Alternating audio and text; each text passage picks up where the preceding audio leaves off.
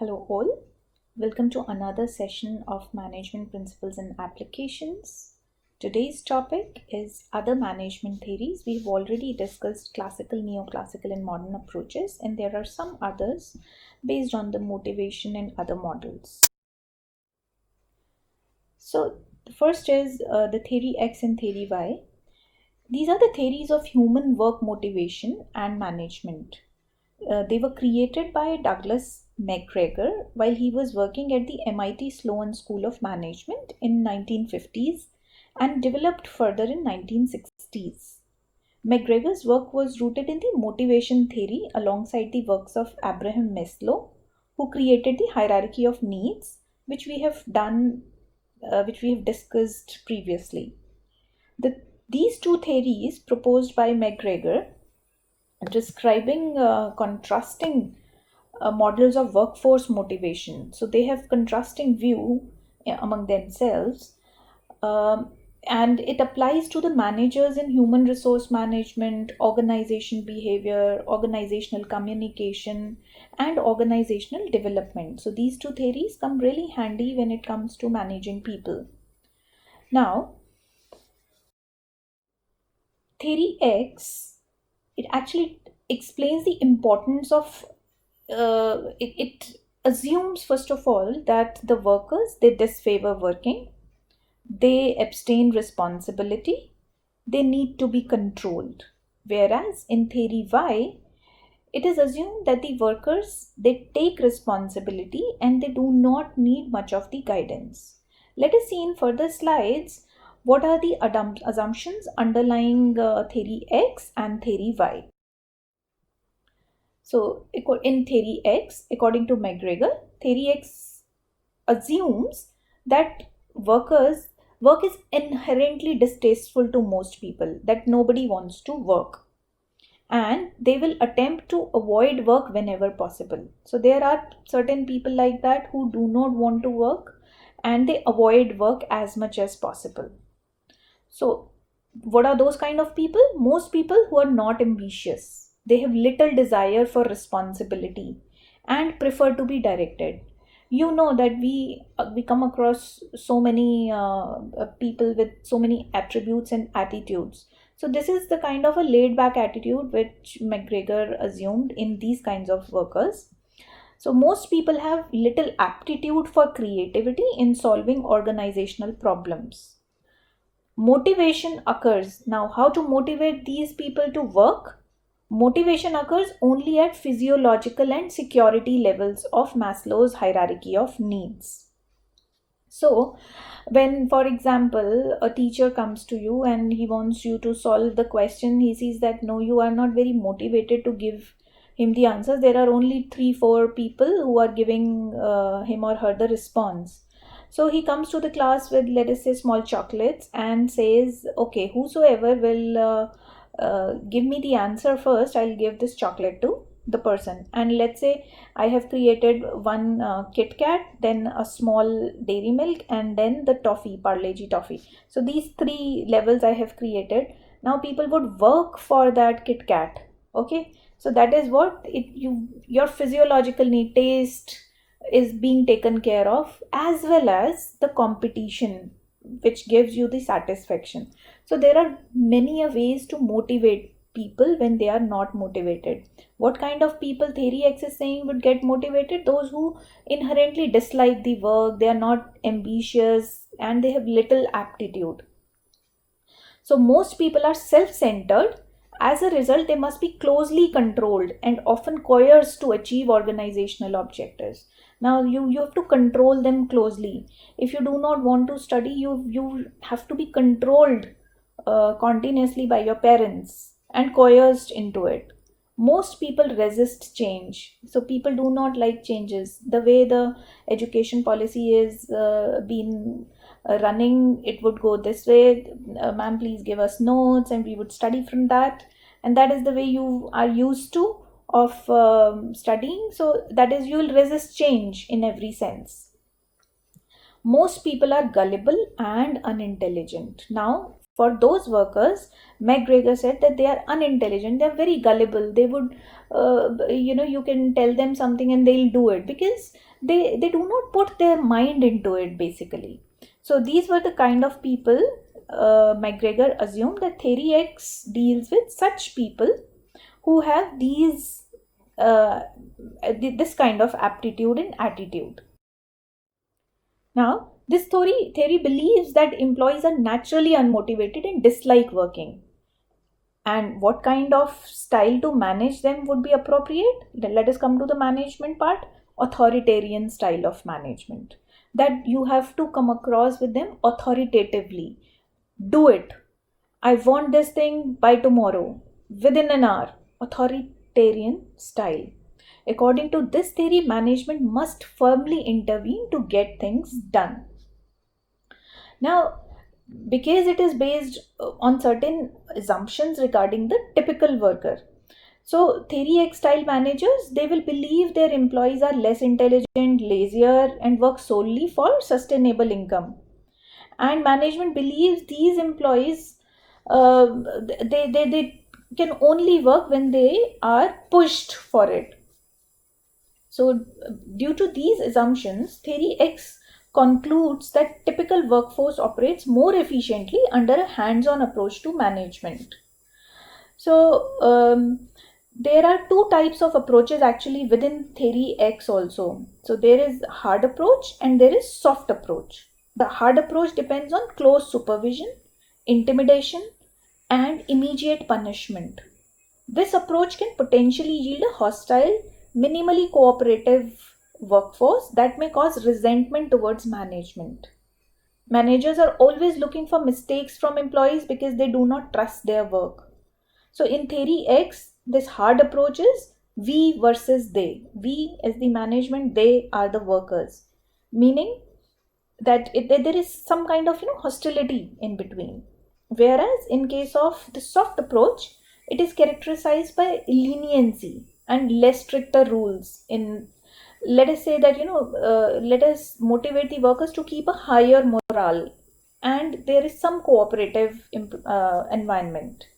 So in implementing a system of the soft approach, McGregor believed that both ends of the spectrum are too extreme for efficient real world application. Instead, McGregor feels that an approach located in the middle would be the most effective implementation of Theory X. So Theory X can benefit a workplace that utilizes an assembly line or manual worker. Using this theory in these types of work conditions allows to employees to specialize in a particular work areas, which in turn allows the company to mass produce a higher quantity and obviously a quality of work.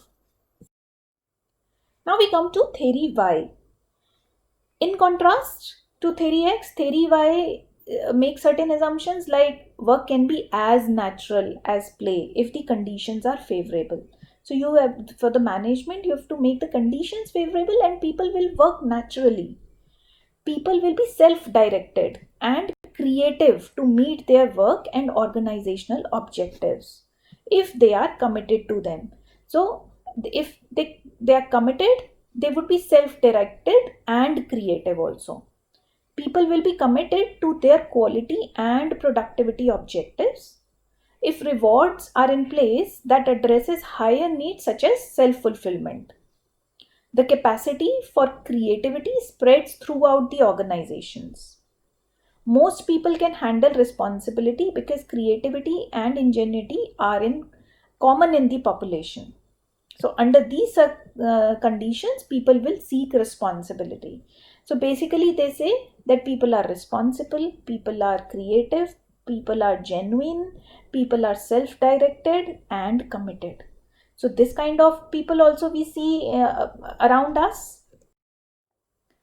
Hence, this theory explains a participative style of management. So now these kind of people, how would they be motivated? They would be motivated by the participative style, that you make them participate in your decisions. That is distributive in nature. So you distribute the work, you distribute the authority as well as responsibility. It concludes that employees are happy to work, are self-motivated and creative and enjoy working with greater responsibility. So, the theory X kind of managers, they gravitate towards relating to the worker on a more personal level, as opposed to more conducive and teaching based relationship. As a result, theory Y followers may have a better relationship with their boss, creating a healthier atmosphere in the workplace. So, in comparison to theory X, theory Y incorporates a pseudo democratic environment to the workforce. And this allows the employees to design, construct, and publish their work in a timely manner in coordinates to their workload and projects. So, although the theory Y encompasses creativity and discussion, it does have limitations, and we will discuss them later. So, comparing theory X and theory Y first, we can compare them as per the motivation. Now, theory X considers that people dislike work, they want to avoid it, and they do not take responsibility willingly. But theory Y people, they are self motivated and sportingly take the responsibilities. Now, what kind of management will work for them? We have already discussed theory X. In case of theory X people, the management should be authoritarian, centralized. Whereas in theory Y type of organization, the management style is participative and employees are involved in decision making, and it can be decentralized. Work organization. Theory X employees are specialized and in the same work cycle continues. So they are specialized people. They'll work, that X will work on A machine, Y will work on B machine. He knows how to operate this machine. So it is very specialized act. So they also become certain kind of machines only, that okay, इसको यहाँ से यहाँ रखना है, ये करना है, ये करना है, ये करना है. So all the processes you can make, and you can have a authoritarian style or controlling style. Whereas in theory Y, the work tends to be coordinated around wider areas of skill and knowledge, and hence the people are motivated to develop expertise and make suggestions and improvements. So literal expansions, growth and development, theory Y talks about all these things. Rewards and appraisals. Theory X type organizations work on a carrot and stick approach. What is carrot and stick approach? That if you do good, you will get carrots. If you will not do good, you will get a stick. So you should have fear of stick and motivation of a carrot. Now, obviously, it is assuming that they'll be happy with the carrot only, and not they do not need recognition. They do not need any other aspects. The behavioral things are absent there. And in this case, performance assessment is part of overall mechanism of control and compensation. So it is all about control with the stick and compensation through carrots. Now, but according to theory Y, appraisal is also regular and crucial, but is usually a separate mechanism from organizational controls. So appraisal is the work of HR department. It is not a usual, okay, there are 360-degree appraisals. So people would be appraised by their colleagues, by their subordinates, by their bosses, and so it's a 360-degree view appraisal which they talk about, so that you can actually gauge the development and growth of theory Y people. Theory Y type organizations provide employees frequent opportunities for promotion. Having discussed theory X and theory Y, we can actually find out the relations between Maslow and McGregor. You remember Maslow's need hierarchy theory? So McGregor's theory X and theory Y and Maslow's hierarchy of needs are both rooted in the motivational theory. So both are the theories of motivation. So Maslow's hierarchy of needs consisted of physiological needs, safety needs, love needs, esteem needs, and self-actualization needs. And according to Maslow, a human is motivated by the level they have not yet reached, and self-actualization cannot be met until each of the lower levels have been fulfilled. Now let us relate it to McGregor's theory. So assumptions of theory Y in relation to Maslow's hierarchy put an emphasis on employee higher level needs, What are the higher level needs? Esteem needs, self-actualization. So management actually recognizes those needs and motivate them accordingly. So McGregor also believed that self-actualization was the highest level of reward for the employees. And he theorizes that motivation employees use to reach self-actualization allows them to reach their full potential.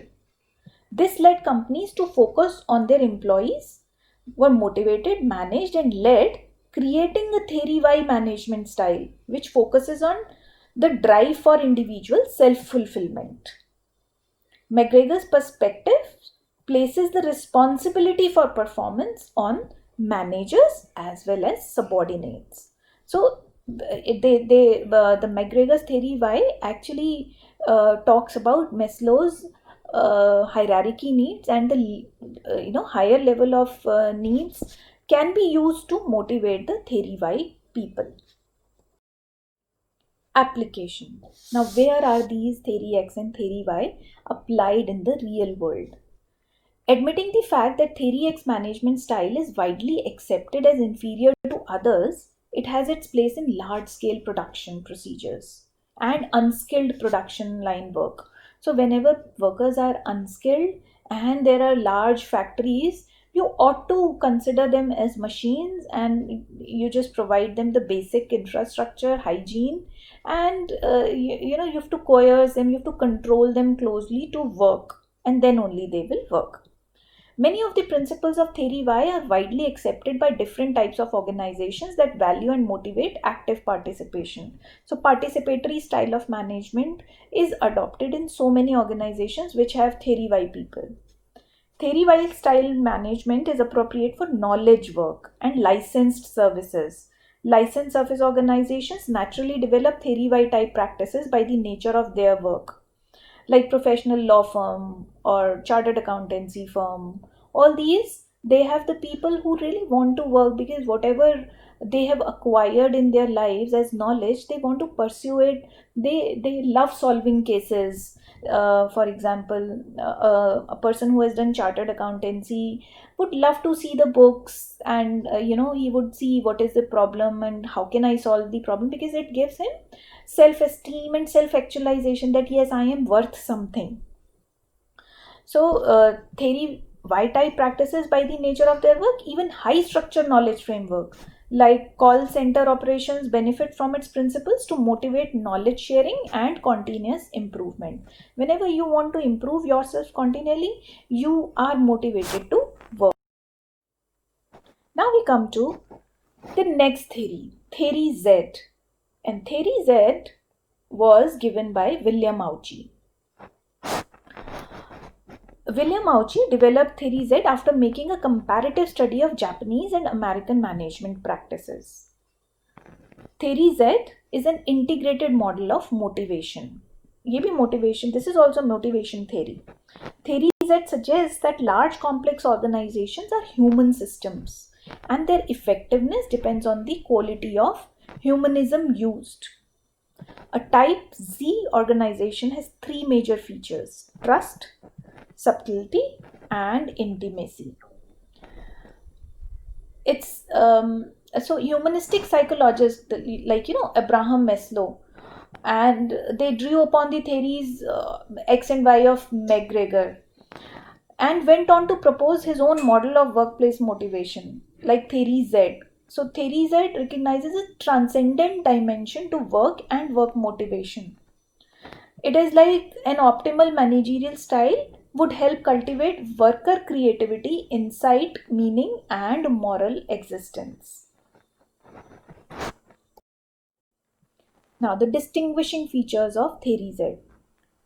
It says that there is mutual trust.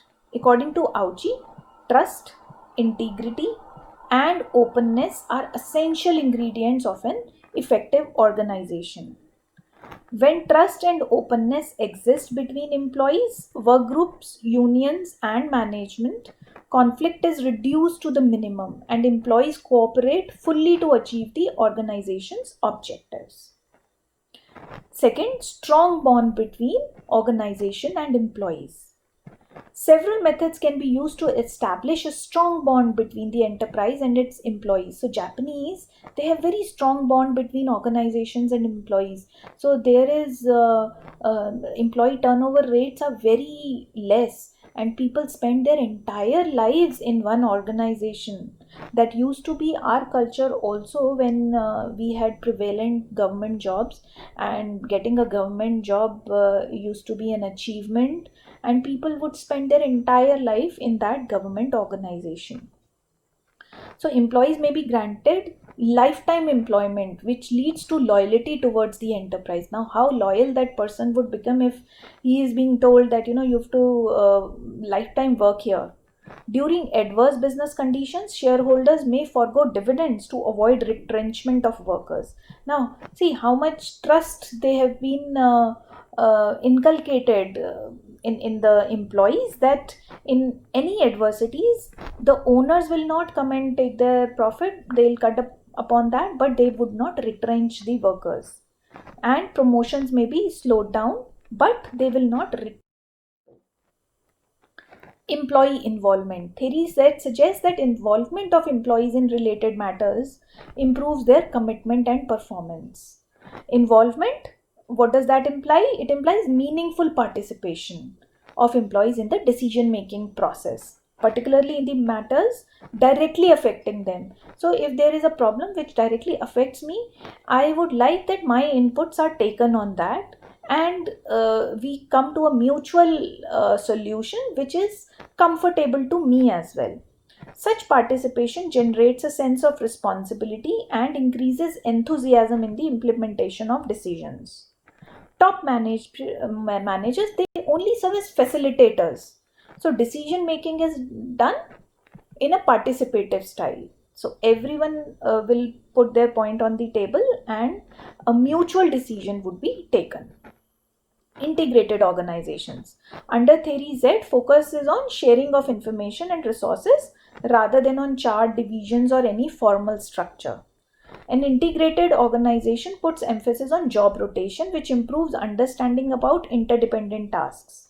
Such understanding leads to group spirit.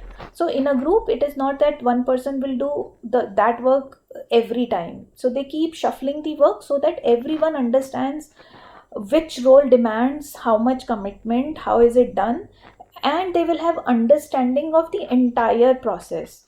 And in case of breakdown also, you will have people who can assume that responsibility, so production line will also not suffer in case of breakdown.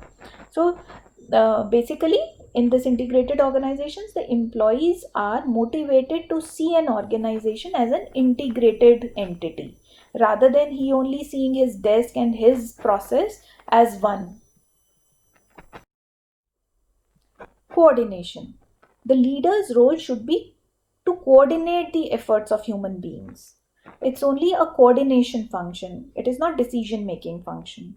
In order to develop common culture and class feeling in the organization, the leader must use the process of communication, debate and analysis. So some decision is communicated, debated, then analyzed, and hence this coordination framework comes into existence.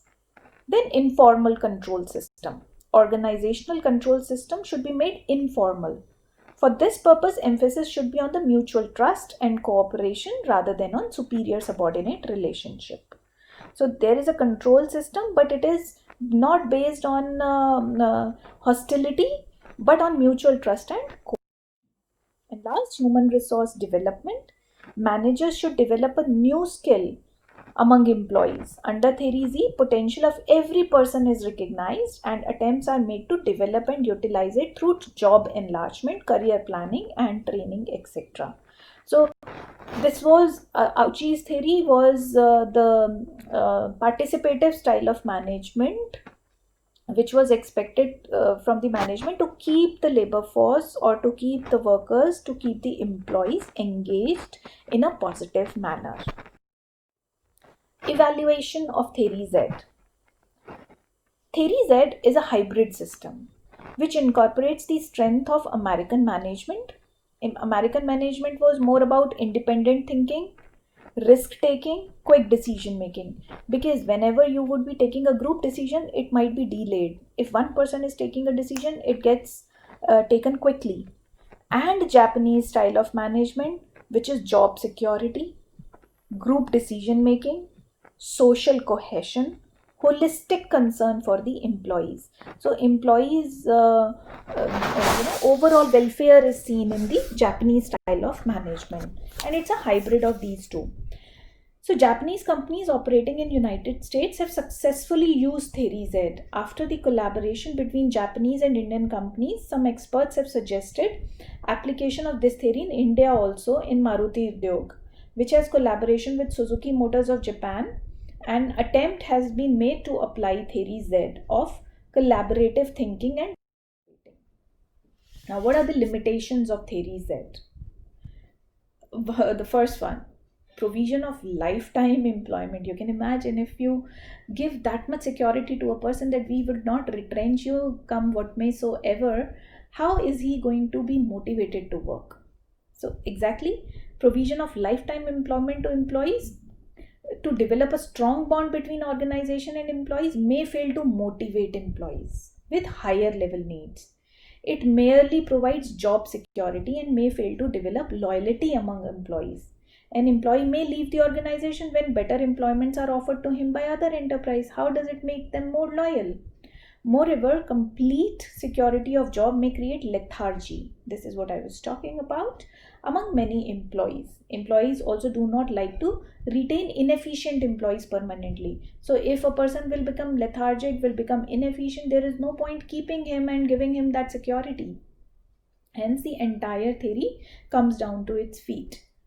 Then, next is participation of employees in the decision making process. I've told you, if you bring them on the board for every small decision, you can imagine the organization would not be able to take decisions faster, and there are times when you have to really come up with a solution as early as possible. Managers may dislike participation as it may hurt their ego and freedom also. Employees may be reluctant to participate due to fear of criticism, lack of motivation. Even if they sit along with the management, they may contribute little unless they understand the issue and take initiative. Now, if you are being told to come and sit with us in maybe efficient working of college, how many of you would be able to speak up in front of your principal, your professors, unless and until you have real interest and you want to take initiative? Because you get that fear that how much I know, how should I suggest this, maybe this is a frivolous idea, so and a trivial issue which I might show. So all these things may happen in and they become a hurdle in the participative style of employees. And involvement of all employees may also slow down the decision. Theory Z is based on Japanese management practices. These practices have been evolved from Japanese unique culture. Now, their people are quite motivated and they want to work there. I have told you the spirit of the country is very high in them. Therefore, the theory may not be applicable in different cultures where the attitude of people is very different. Thus, Theory Z does not provide complete solution to motivational problems of all organizations operating under different types of environment. However, it is not merely a theory of motivation but a philosophy of managing. It is a philosophy, Auchi gave this philosophy of managing the employees through participative and democratic and collaborative style, where you will motivate people to come up with their ideas and participate in the decision making process. This was all about these three theories. Thank you very much.